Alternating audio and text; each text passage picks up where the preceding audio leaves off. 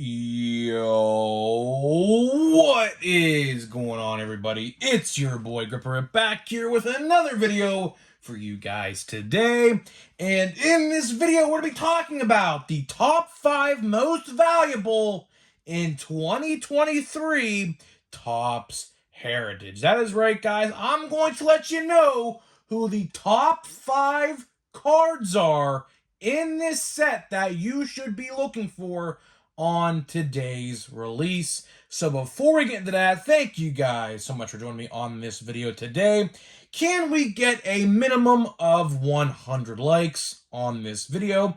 As that is the best way you can help me grow this channel, is by hitting that like button and supporting what we do here on this channel. Of course, you guys know I have the longest upload streak in this hobby. I do. That's statistically proven. So if you like what we do here and you're already subscribed, hit that like button. And speaking of growing the channel, I'm doing a giveaway. I'm giving away hobby packs of Series 2. All you got to do to enter is be subscribed to this channel, be subscribed to my new channel, link in the description, Grip and Rip Baseball, like this video, turn on post noties for all the content, and leave a comment who your all-star representative is going to be at this year's All-Star Game. So I'll pick the winner once we hit 7,000 on this channel and 1,000 on my new channel. So if you haven't subscribed to the new channel yet, I urge you to do that because that's the only way you're going to win. I'm going to pick the winner from that subscription list. So that way I know you're subscribed to both channels.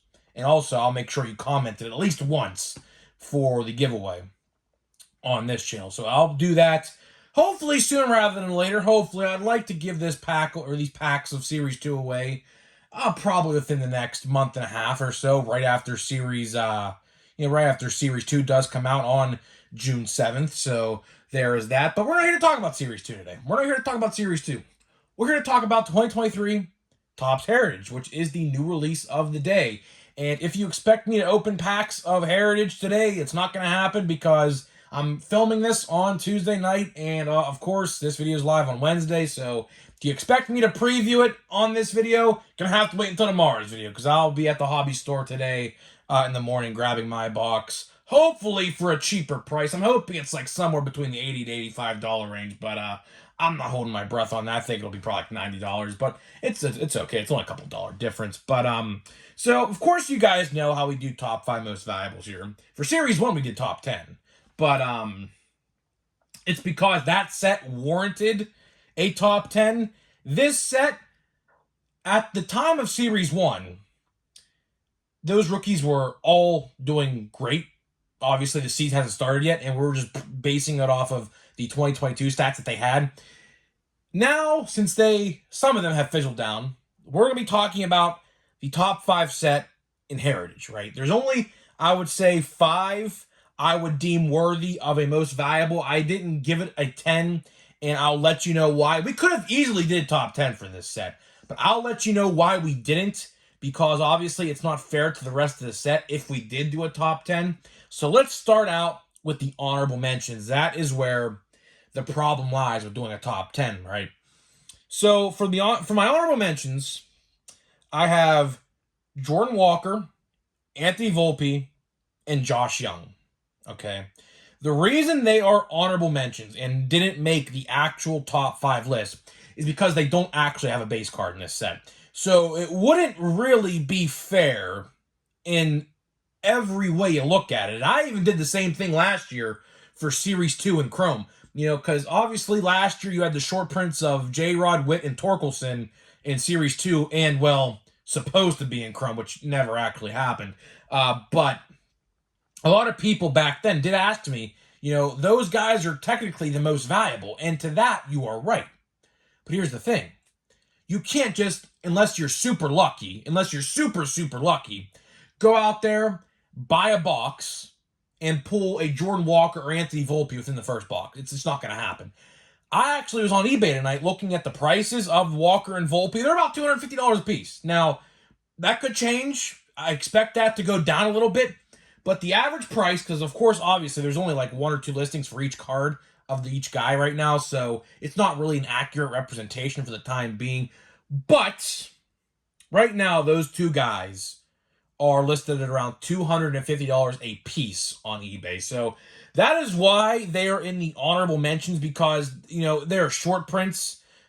They are not in the actual set themselves. Now, Josh Young, though, is a new aged performer insert. See, a lot of these rookies have base cards and have new aged performers inserts, which Josh Young, unfortunately, does not actually have an actual rookie card in this set. He is in this rookie set called New Age Performers. If you want to pick up that card, I looked, it's about $2.99. There is a pick your card listing on eBay. His card's $2.99 with free shipping at the time of this recording. So he is easily obtainable.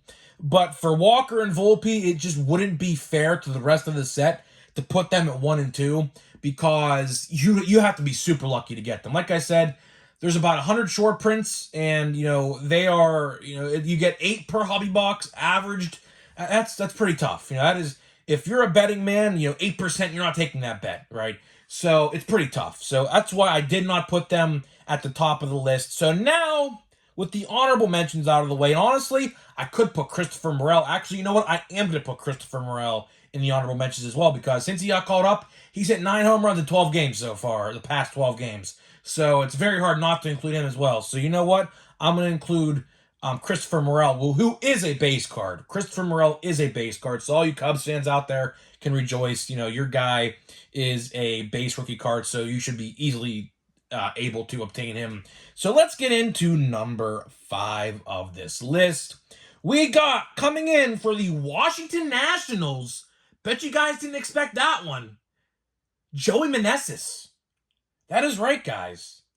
Joey Meneses has a rookie card in this set. See, Joey Meneses is batting .291 with 2 homers and a .701 OPS for the Washington Nationals this year. You probably didn't expect me to say Washington Nationals in this video, but I am, because Joey Meneses is pretty good. He doesn't have a lot of pop. He doesn't have a lot of power to his bat, but he does have that contact ability and gets on base quite a bit. Now, for reference, I will say this. Joey Meneses, I feel like, has been in the league forever, right? The list I was basing this checklist off of had Jack Sawinski and Felix Bautista as rookie cards. There's a good chance Joey Meneses actually has a rookie card. I don't actually know. I don't think he does. But just because I know someone, if he does have a rookie card already, will flame me in the chat for this, right? They had Sawinski and Felix Bautista has rookie cards. But here's the thing. They had rookie cards in 2022. So take that with a grain of salt. But I don't think Joey Meneses has a card, because I would have definitely had one sleeved up and top loaded by now. But let's just say he doesn't, because I don't think he does. But he's been in the league now for at least probably about a year. So I could be very wrong. But yeah, Joey Meneses. Joey Meneses takes the cake and the prize at number 5. Like I said, you probably didn't expect me to hear a Washington National come out of my mouth, the name of the Washington Nationals, because, of course, Nationals are probably a bottom 3 team in the league. Actually, they are the bottom 3 team in the league. But Joey Meneses is a bright spot, a huge bright spot on that team with C.J. Abrams. So Washington, I know it's tough right now for you guys, but with those trades you did for Soto and who else? I'm drawing a blank on the other one.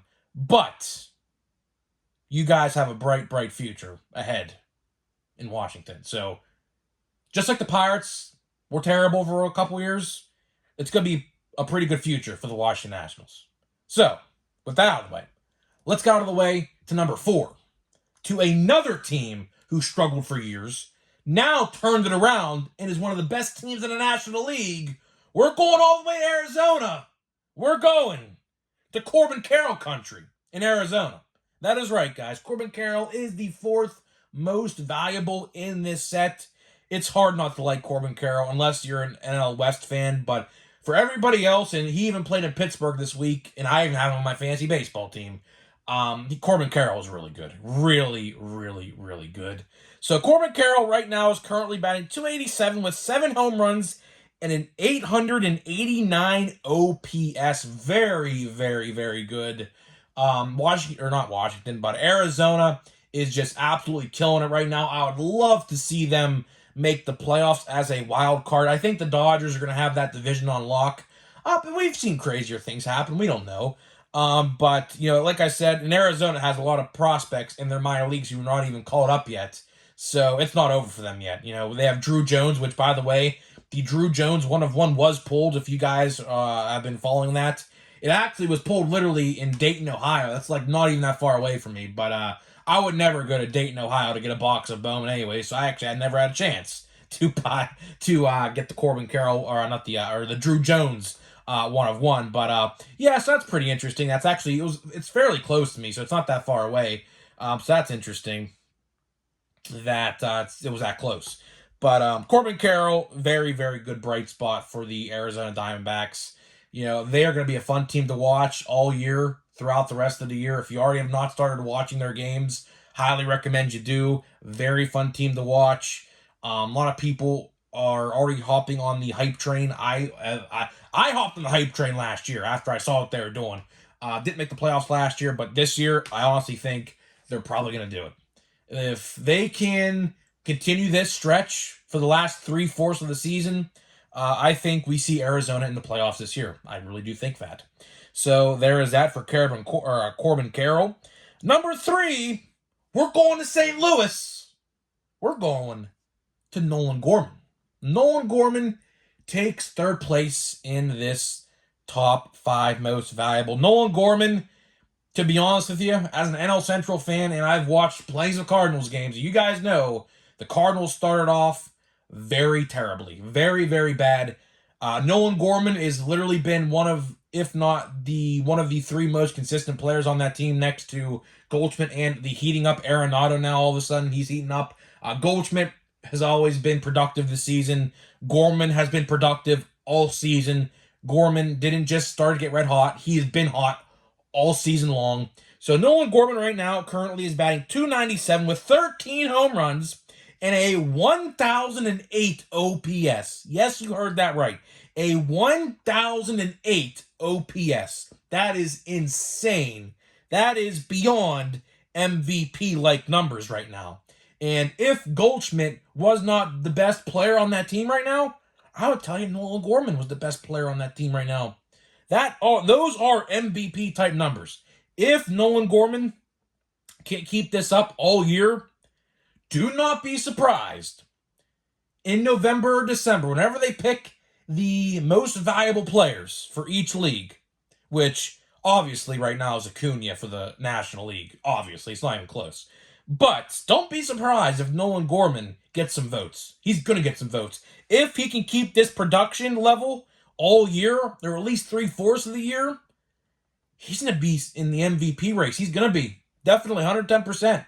So if you're a Cardinals fan, you got Nolan Gorman going for you right now, but Cardinals just started out like hot garbage. I have a lot of Cardinals fans I know who watch the channel. They could even agree. They just played awful in the month of April. Started heating it up in May, but we have to wait and see what happens. Of course, they are in the weak NL Central. That division is literally anybody's for the taking. The NL Central is bad when the Pirates are 25-23. And in second place, a half a game behind the Brewers. That's how you know the NL Central is very weak. In any other division, we would probably be like in 4th or 3rd place. But the NL Central is one of the weaker divisions, luckily, so that gives the Pirates a chance in June. But, speaking of the Pirates, next year we're going to have a lot of rookie cards for the Pirates. So next year when we talk about heritage, don't be surprised if you hear the words Henry Davis and Endy Rodriguez out of my mouth. Because there's a good chance in June we see both those guys up in the major leagues. And Nick Gonzalez, who you see his autograph right here. Right?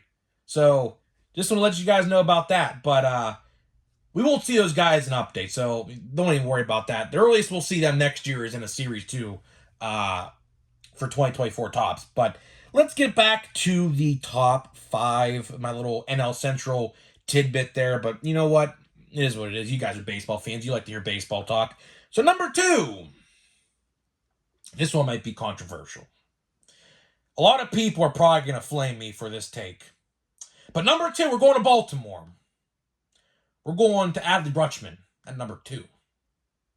Adley, no doubt about it, very good.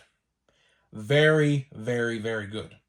He took number 1, first place in my Series 1 video, rightfully so. I mean, Series 1, as we look at it, actually, I take that back. Michael Harris actually took the place for Series 1. I take that back. My fault. Michael Harris actually took it. I remember, because that was a hot take then. It's a hot take now. Adley, very good. But here's the thing, and I'll say it once again, like I did in Series 1. Catchers, long-term, just aren't that productive. Now, he might be productive right now, and that's good. But the question you have to have, if you're an Orioles fan, is how long can that keep up? Because over the years, and he's young right now, so you don't have to worry about it right yet.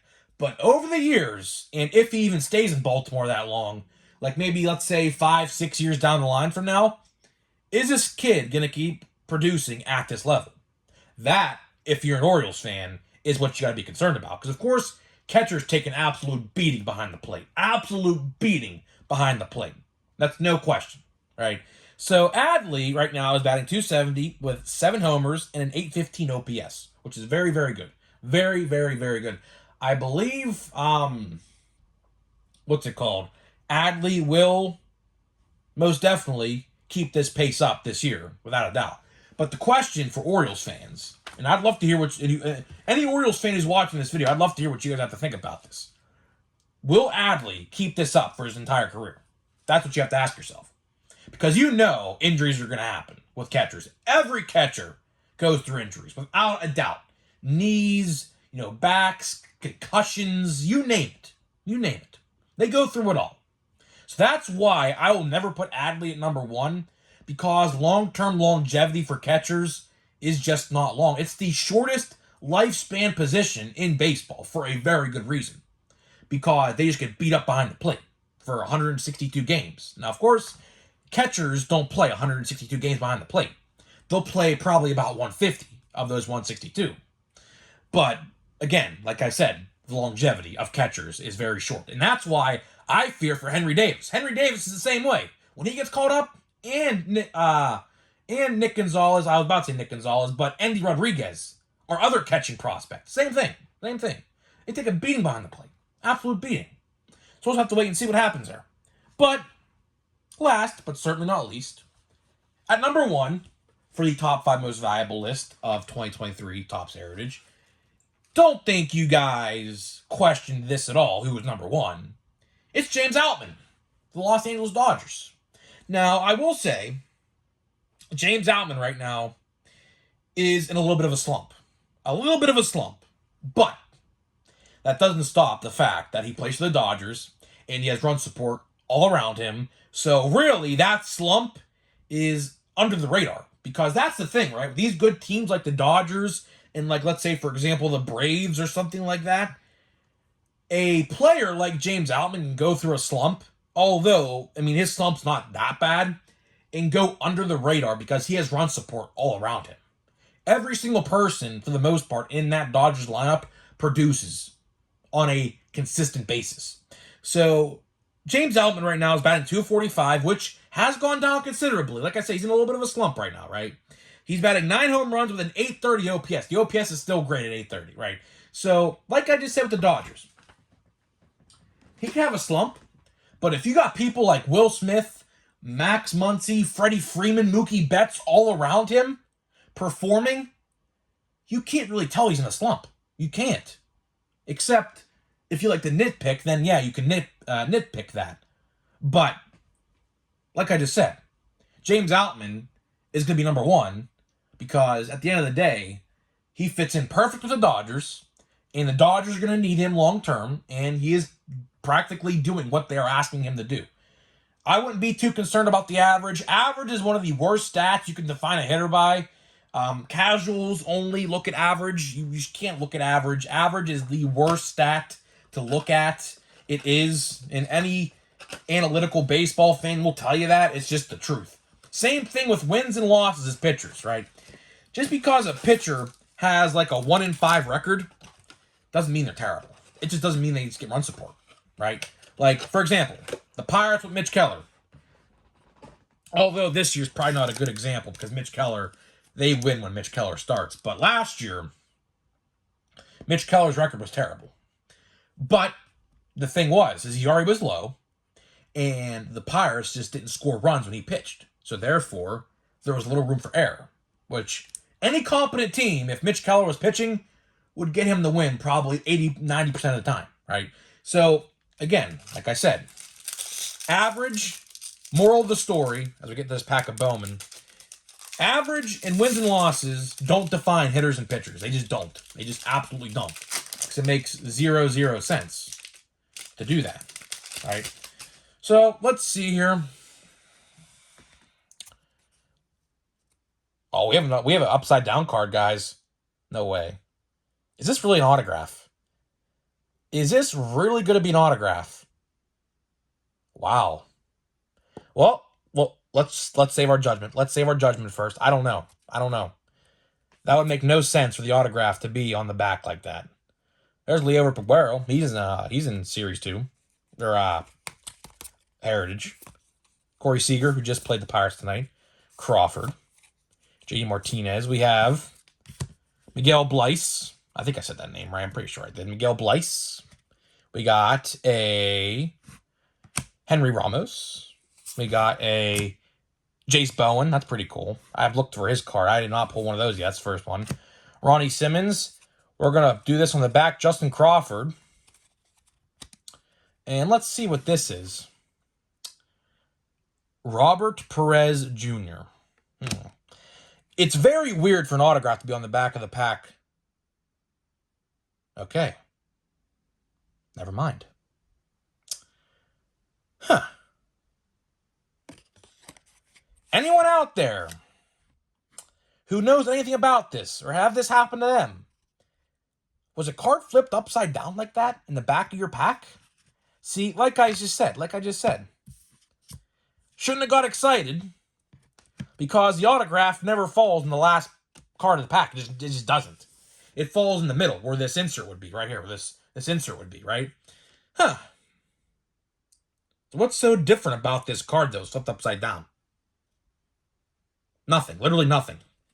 The code on the back is the exact same as the other Justin Crawford Chrome, which I forgot to mention. Justin Crawford's a good one to keep top load, which I'm definitely going to be doing that. Yeah, I don't know what that was about. That's a little weird.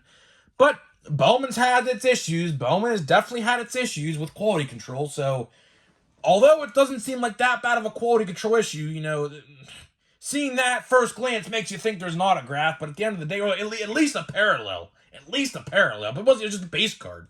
So maybe this box is going to warrant an autograph or something. We have to keep an eye on this now. Will this box of Bowman, which we're not going to probably continue because we're definitely going to open Heritage tomorrow, but will this box of Bowman contain an autograph after we just seen what just happened right there? That's something to keep an eye out on while we open that box. So keep an eye out for that. So guys, let me know what you think about my top 5 most valuable. I tried to be the most, I guess, accurate as possible. Like I said, I just couldn't put Walker and Volpe in the list itself because obviously they're not actual base cards. I just can't do that. The same reason why I didn't put J-Rod and Witt and Torkelson in the top 5 for Series 2 last year and Chrome is the same reason why I won't put Walker and Volpe in this list. It just doesn't make any sense. So I tried to be the best I possibly could have been. Hopefully you guys agreed. Let me know your top 5. Put in the comment section. I'd love to hear what your top 5 is. I guess if you want to include inserts of rookies, which there's a ton of them, I believe there's a ton of them, I guess you could put them down because if you want to go break my rules, you can, I guess. It's your list at the end of the day. So I try to be the most accurate as possible. Hopefully you guys enjoyed this. If you're brand new, subscribe to the channel if you have already not. And I'll see you guys in the next video.